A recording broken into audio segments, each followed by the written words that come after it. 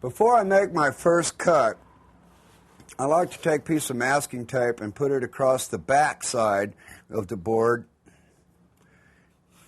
so it covers about 3/4 of an inch. And this is going to help keep the board from tearing out and getting a real torn up cut. As you can see, this edge of the board right here, that was cut on a table saw with no tape.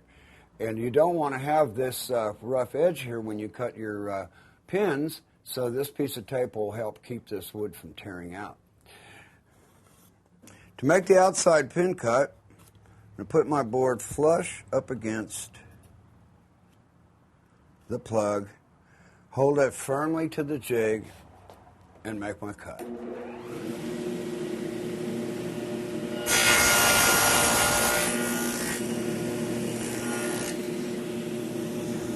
Then move the board over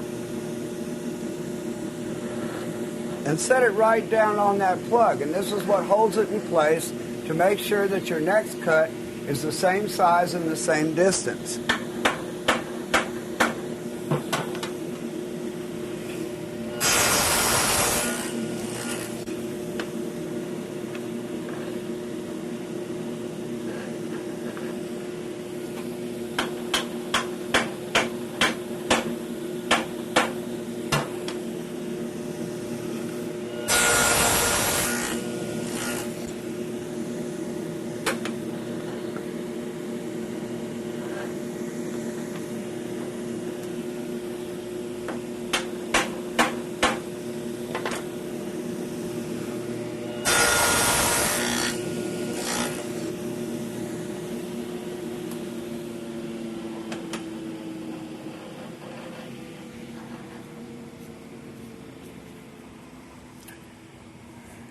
This is what we have when we're done.